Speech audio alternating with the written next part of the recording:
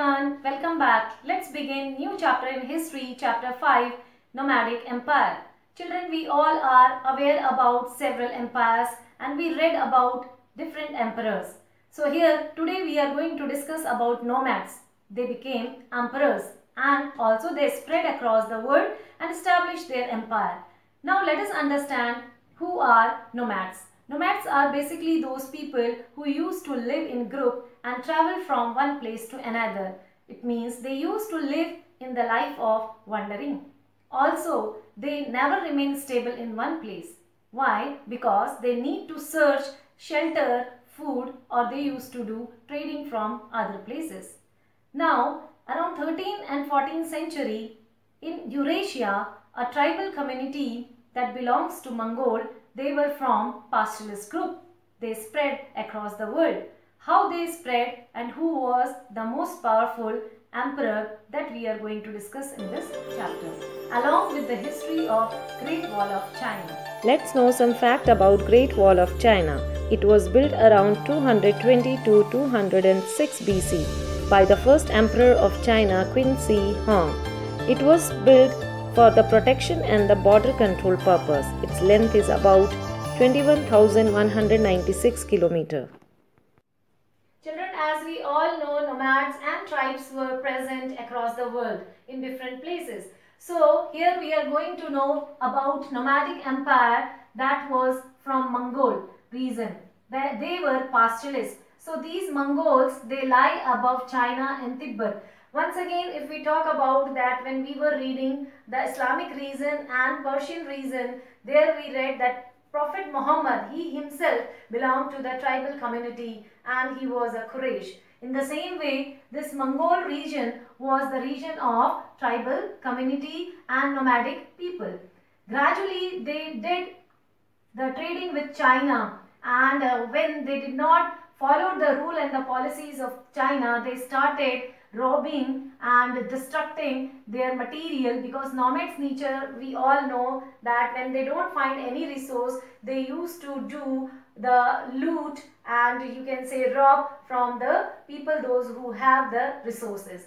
So when China allowed Mongol to do trading, gradually when these Mongol did not follow their rule, they built the Great Wall of China, so that later on the Mongol cannot disturb and destruct the Chinese people. This is the history which we will discuss briefly again. Now these Mongol, they spread the area of Asia across, covering the area of Europe around Caspian Sea. So in between 13th to 14th century, these Mongol, they spread across the Eurasian region in a big empire. In history, if we talk about Indian history, these Mongols were called as Mughals, and from sea route, from Arabian Sea, with the motto of trading, they entered in India and ruled for many centuries. Children, to understand the history of any big empire, there should be some evidence in front of us, or there should be some sources from which we can talk about the history of those big empires. As we all know, Mongols, these were nomads and they were not educated. Also, they were not interested to maintain any kind of record, because most of the time they used to fight war and they used to remain traveling from one place to another place. That's why hardly we find any evidence. But yes, there are some evidence or the sources which we have collected to understand the history of nomadic empires. These were cornicillers, documents and travelogues. These travelogues were written by the travelers, those who used to travel from other places, from, we can say, Tibetans. These were the travelers of Buddhists. Some of them were from China. Now, from their history, we can understand how these Mongol used to rule in their empire. Why these travelers were very much interested to write about these Mongols or the nomadic people, because they were very popular in the fighting strategy and the way they were expanding their empire, it was gaining great popularity in the history. That's why some of the travelers, they maintained their history in the travelogue. Also, some of the documents from the other rulers, we understood that these great rulers entered in the country and then they ruled for many years. about Genghis Khan we came to know from the source of document. After knowing the history of Mongols as nomad and how far they were extended across the world, we need to understand slight bit about the background of Mongols. Let us understand by covering with some points.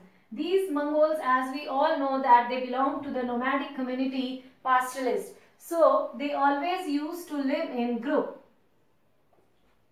They live in group along with their animals or herds. And what type of animal they used to tame? Animals, basically they used to tame camel,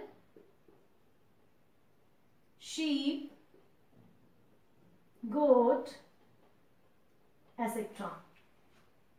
Now, another popular thing about these Mongols were that like other tribals, they don't have different language. They used to speak common language.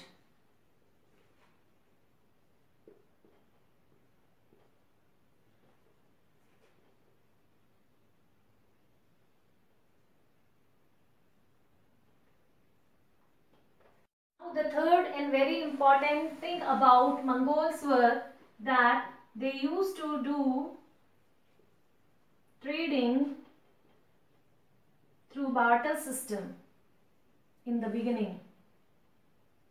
Through barter system.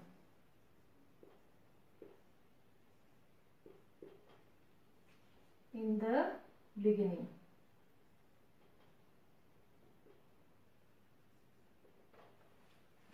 Also, another feature about Mongols were the Mongols, those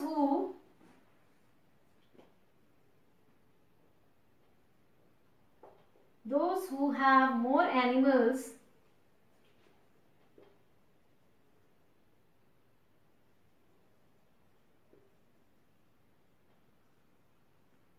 gradually they became richer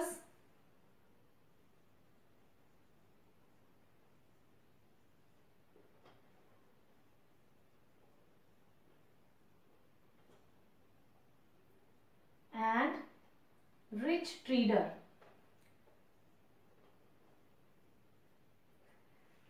Another feature about these Mongols that they used to live in tents when they used to travel from one place to another place. Also, they used to believe in great bonding and unity. Let us discuss few more facts about Genghis Khan as military leader. He made the army central institution of the society. All male between 15 to 70 served in the army as a cavalry. He never increased the number more than 1,25,000 in his army. He valued every individual on the basis of their talent, and he lived the same lifestyle as his men and awarded them with the luxury after victory. Women accompanied men during the war to maintain the camps, and they possibly rode into battles. The ideology behind all these was that he believed eternal heaven had chosen him to lead and conquer the world. Fighting wasn't honorable for him. Winning was most, so he used any mean of necessary to win. Also encouraged true or false story of Mongols so that he can create fear among enemies. Children, now let's do some short questionnaires. What was the name of new political power in the steppes of Central Asia between 13th and 14th century? Khalifas, Mongols, Persians or Arabians? Next question. Mongol began its trading with which neighboring country? Tibet, Japan, Arabia or China? Now last question is, what was the vision of Genghis Khan? To win the whole world? To create the largest empire that world had ever seen? Or to get the title of Khan, or to get the title of Khalifa? Dear children, here is a small activity for you. Who were Mongols? Read about the Mongols and write 3 facts that you have learned from the reading. Answer all these questions in comment section for your self-assessment of understanding of concept. Thank you so much.